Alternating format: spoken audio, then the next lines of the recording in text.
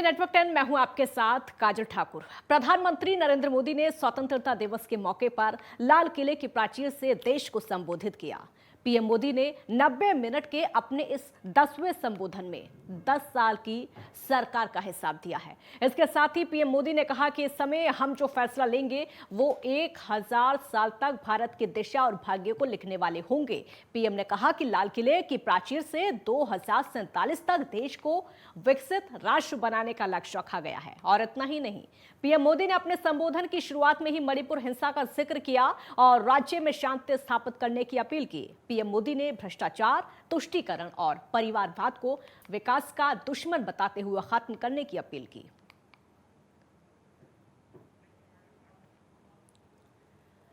राजघाट पर पहले पीएम मोदी ने बापू को नमन किया। लाल किले पर उसके बाद पहुंचे पीएम मोदी का स्वागत, गार्ड ऑफ ऑनर। और देखिए तस्वीरें हम आपको इस समय दिखा रहे हैं। तस्वीरें आप अपनी टीवी स्क्रीन पर देख सकते हैं किस तरीके से। पहली तस्वीर आप देखिए राजघाट पर जब पीएम मोदी पहुंचे थे, और दूसरी तस्वीर में आप देख सकते हैं जब बापू को पीएम ने नमन किया था। तीसरी तस्वीर आप देखिए लाल किले पर पहुंचते हुए जब प्रधानमंत्री पहुंचे थे, और चौथी तस्वीर में पीएम मोदी का जोरदार स्वागत किया गया था। पांचवी तस्वीर देखिए जब प्रधानमंत्री को गार्ड ऑफ ऑनर दिया गया और फ्लैग होस्टिंग की गई। छठी तस्वीर आप देख सकते हैं, और वहीं सातवीं तस्वीर आप देख सकते हैं 21 तोपों की सलामी लेते हुए। आठवीं तस्वीर हेलीकॉप्टर से पुष्प वर्षा की गई, फूलों की बारिश की गई। हेलीकॉप्टर से फूलों की बारिश होते हुए खूबसूरत नज़ारा, ये भव्य नज़ारा। स्वतंत्रता दिवस आज पूरा देश मना रहा है और एक दूसरे को शुभकामनाएं भी दे रहे हैं। आज का दिन बेहद महत्वपूर्ण हो जाता है। आज जगह जगह कार्यक्रम आयोजित किए गए हैं। प्रधानमंत्री नरेंद्र मोदी ने भी सुबह सुबह देश को संबोधित किया। देश में आज़ादी का जश्न इस समय देखने को मिल रहा है। आज पूरा देश आज़ादी का जश्न मना रहा है।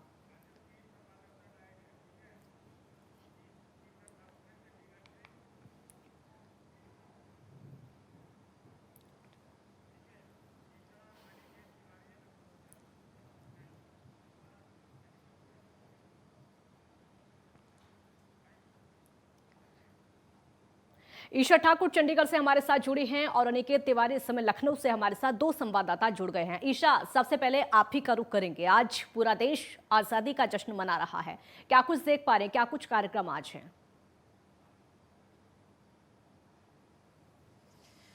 जी काजल, बिल्कुल। देखिए, पिछले साल की अगर बात करें तो 75 साल पूरे हुए थे स्वतंत्रता दिवस को लेकर, और हर घर तिरंगा का आह्वान प्रधानमंत्री नरेंद्र मोदी की तरफ से पिछले साल किया गया था। 76 साल अब पूरे हो चुके हैं और इस बार भी हर घर तिरंगा का आह्वान प्रधानमंत्री ने किया। स्वतंत्रता दिवस की अगर हम बात करें तो थोड़ी ही देर पहले, जहाँ पर मेरी मौजूदगी है, सेक्टर 17 के परेड ग्राउंड पर इस वक्त मैं मौजूद हूँ। यहाँ पर जो कार्यक्रम था स्वतंत्रता दिवस को लेकर, वो अभी थोड़ी देर पहले ही यहाँ पर समापन उसका हुआ है।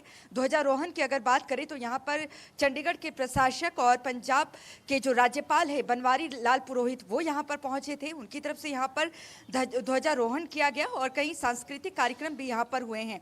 इसके अलावा अगर हम बात करें हरियाणा की, तो हरियाणा में मनोहर लाल खट्टर, जो कि हरियाणा के मुख्यमंत्री हैं, फतेहाबाद में उनकी तरफ से ध्वजारोहण किया गया है।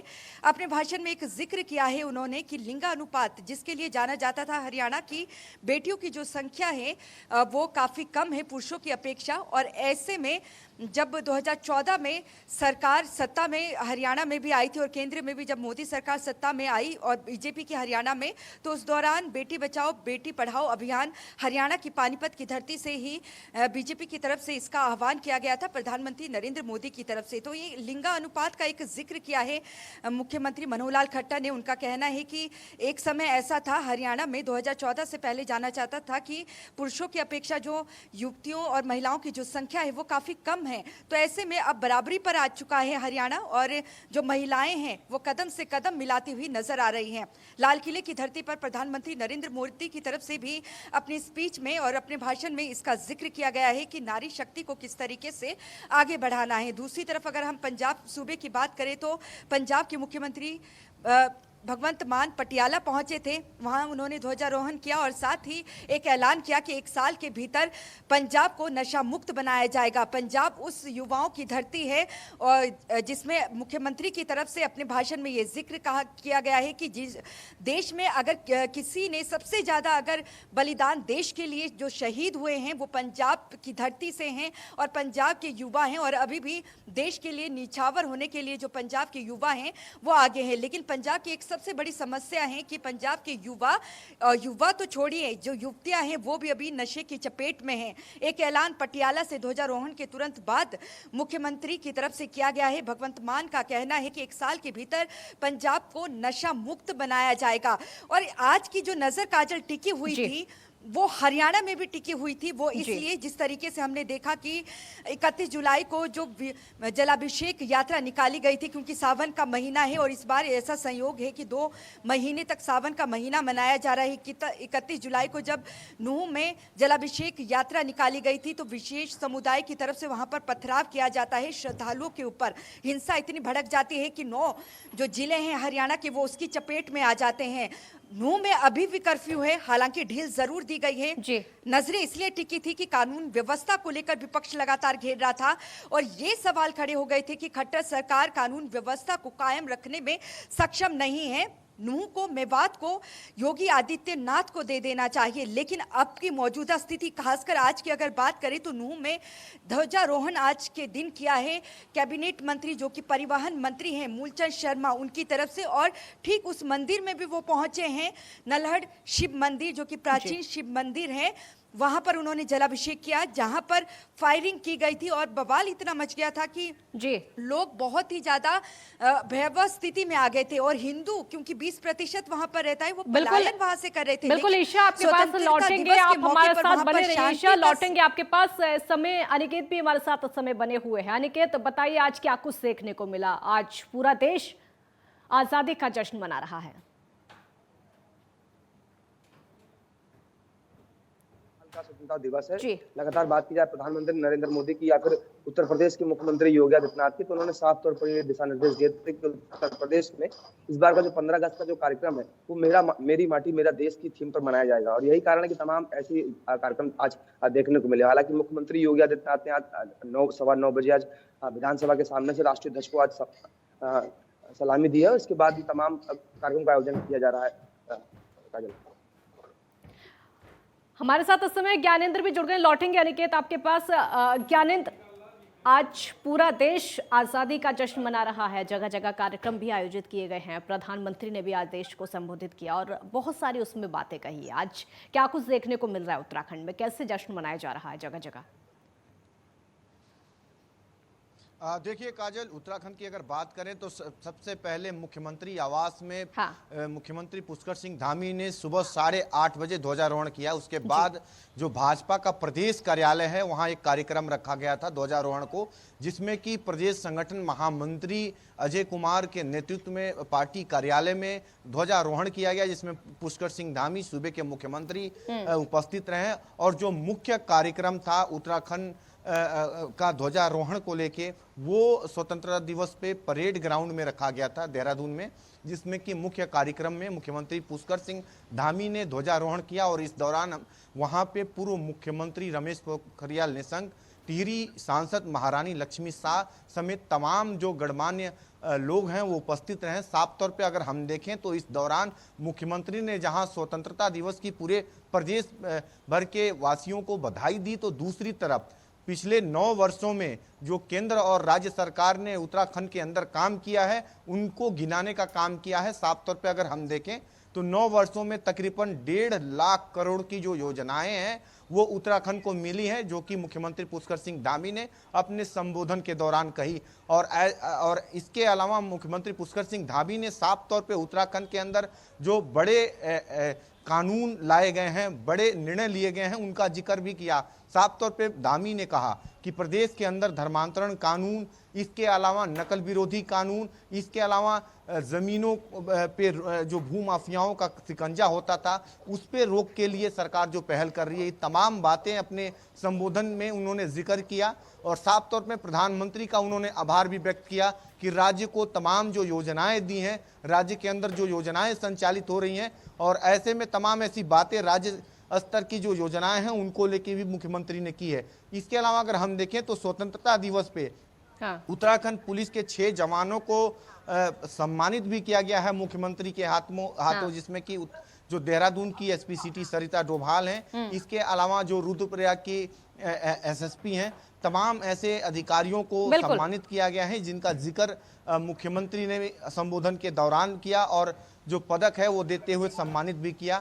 इसके अलावा आगामी जो एजेंडा है राज्य सरकार की, मुख्यमंत्री ने अपनी जो योजनाएं हैं, आगामी जो दृष्टि है सरकार की, उसको भी गिनाने का काम किया। मुख्यमंत्री ने साफ तौर पे पूरे जनता को संबोधित करते हुए ये कहा कि दूरगामी सोच के साथ सरकार आगे बढ़ रही है। और मुख्यमंत्री ने जो ऐलान किया है, कहा है कि जो पहाड़ों में देखा जाता है कि गर्भवती जो महिलाएं होती हैं, कई बार उनको समय रहते अस्पताल नहीं पहुंचाया जा सकता था, वाहनों की कमी होती थी, इसलिए मुख्यमंत्री ने 108 के तर्ज पर उत्तराखंड के अंदर ज्ञानेंद्र लौटेंगे आपके पास। अलग-अलग तरीके से राज्य सरकारों ने भी आज संकल्प लिए हैं। बिल्कुल अनिकेत, आपका रुख करेंगे। स्वतंत्रता दिवस देश भर में तो मनाया जा ही रहा है, राज्य सरकारों ने अलग अलग संकल्प आज लिए अपने प्रदेश के लिए।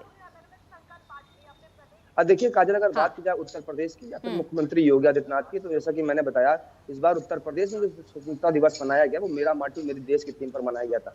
हालांकि अगर बात की जाए काजल मुख्यमंत्री योगी आदित्यनाथ की, तो समय समय पर लगातार वो ये बात कहते रहते हैं कि उत्तर प्रदेश को उत्तम प्रदेश बनाने के लिए लगातार उत्तर प्रदेश सरकार काम कर रही है और इसमें कहीं ना कहीं जन सहभागिता की बेहद आवश्यकता है। लगातार काजल मुख्यमंत्री योगी आदित्यनाथ तमाम बार मंचों से अपने संबोधन में कह चुके हैं कि अगर किसी भी प्रदेश को प्रगति की ओर आगे लेकर जाना है, उसे आगे और बढ़ाना है, उसे और तरक्की देनी है, फिर चाहे उसकी अर्थव्यवस्था हो, वहाँ का इंफ्रास्ट्रक्चर हो, वहाँ का कंस्ट्रक्शन हो, वहाँ पे रोड कनेक्टिविटी हो, एयर कनेक्टिविटी हो, वहाँ पे शिक्षा हो, वहाँ का स्वास्थ्य हो, तो तमाम इन चीजों पर काम करने के साथ साथ वहाँ की जन सहभागिता की बेहद आवश्यकता है, जनता को साथ में आना बेहद आवश्यक है। और यही कारण है कि लगातार काजल मुख्यमंत्री योगी आदित्यनाथ जनता से अपील करते हुए नजर आते हैं।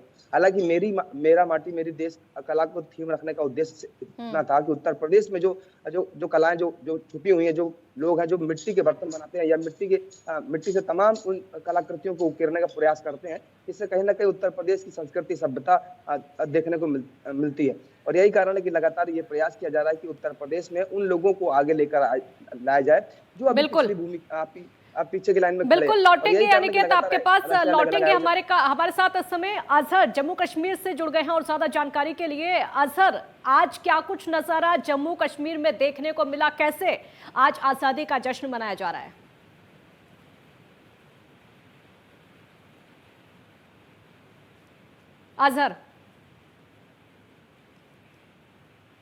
अजहर मेरी आवाज सुन पा रहे हैं आप? अजहर तक आवाज नहीं पहुंच पा रही है, दोबारा संपर्क करने की कोशिश करेंगे। ईशा, आपका रुख करेंगे। कुल मिलाकर कह सकते हैं ईशा कि आज के जो संबोधन रहे, चाहे वो प्रधानमंत्री का हो या फिर अलग अलग राज्यों में मुख्यमंत्री का हो, जो भविष्य को लेकर योजना उसको तैयार करने को लेकर संकल्प किया गया है, विकास पर फोकस किया गया है। बिल्कुल काजल, और यही वजह है कि देखिए आज के दिन आज़ादी का दिन है और उन शहीदों को आज श्रद्धांजलि दी जा रही है जिन्होंने देश के लिए अपनी जान को निछावर किया। साथ ही उन परिवारों को भी सम्मानित किया जा रहा है जिनकी तरफ से वीर सपूतों को जन्म दिया गया। और आप देखिए कि किस तरीके से अगर पंजाब की बात कर लें तो यहाँ पर जो युवा है वो नशे की चपेट में है, लेकिन इनको यहाँ से कैसे बाहर निकाला जाए, इसकी एक रूपरेखा तैयार की गई है। और मुख्यमंत्री पंजाब जो कि भगवंत मान है, उनकी तरफ से भी कहा गया है कि पंजाब को नशा मुक्त करना है हमें, और 1 साल के भीतर पंजाब को नशा मुक्त किया जाएगा। और यही बात केंद्रीय गृह मंत्री अमित शाह की तरफ से भी जब गुरदासपुर में रैली की गई थी भारतीय जनता पार्टी की तरफ से जनसंपर्क अभियान के दौरान उनकी तरफ से यही कहा गया था कि पंजाब के युवा इस वक्त नशे की चपेट में हैं, तो ऐसे में केंद्र सरकार युवाओं को आगे लेकर जाएगी। दूसरी तरफ अगर हम हरियाणा की बात करें तो हरियाणा के मुख्यमंत्री मनोहर लाल खट्टर का भी यही कहना है कि हालांकि उनकी तरफ से केंद्र की योजनाओं को गिनवाया दिखाया गया है, क्योंकि बीजेपी की सरकार है केंद्र में भी और राज्य में हरियाणा में भी बीजेपी की सरकार है, तो उन्होंने केंद्र की एक एक योजनाओं को यहाँ पर गिनवाया है। साथ ही ये कहा है कि जिस तरीके से प्रधानमंत्री नरेंद्र मोदी की तरफ से आज लाल किले में कहा गया है कि 2024 में उनका जो मेन मकसद है वो ये रहेगा कि किस तरीके से जो आर्थिक विकास है उस स्थिति में ईशा लौटेंगे आपके पास। अजहर हमारे साथ जुड़ गए हैं। अजहर, बिल्कुल बिल्कुल ईशा लौटेंगे आपके पास। अजहर, कैसे आज आजादी का जश्न मनाया जा रहा है जम्मू कश्मीर में?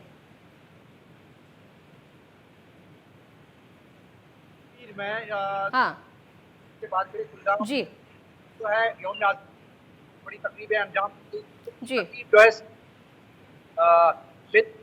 स्टेडियम में अंजाम दी और इस स्टेडियम में जो है राज्यपाल ने वहां पे सलामी ली और उसने कौम से खिताब करते हुए कहा कि जिस तरीके से जम्मू कश्मीर के हालात बदल चुके हैं और नए कश्मीर का बाज़ाब्ता तौर पे जो है आगाज हुआ है और मरकजी हुकूमत की जितनी भी स्कीमें हैं उनको दोहराया और उसके साथ ही स्कीमें दोहराने के साथ ही जो भी शहीद हुए हैं मुल्क के हुए जिनकी हिफाजत करते हुए उनको भी याद किया गया। और साथ ही साथ आज पहली बार तो देखा गया कि इस अवसर पे जो है नेट, मोबाइल फोन हर एक क्षेत्र में देखा कि इवन जो लोकल बसेस है वो भी चल पड़ी। और बिल्कुल, तो देश भर में आजादी का जश्न और अलग अलग कार्यक्रम भी आयोजित किए गए हैं। अजहर, आपका शुक्रिया। ईशा, आपका भी शुक्रिया। ज्ञानेंद्र, आपका भी बहुत शुक्रिया। निकेत भी हमारे साथ जुड़े, आपका भी बहुत बहुत शुक्रिया तमाम जानकारी हम तक पहुंचाने के लिए। देश भर में आज आजादी का जश्न मनाया जा रहा है और तमाम कार्यक्रम आज आयोजित किए गए हैं। एक ब्रेक यहाँ पर रुकेंगे, जल्द लौटेंगे। इस महान पवित्र पर्व की अनेक अनेक शुभकामनाएं देता हूं।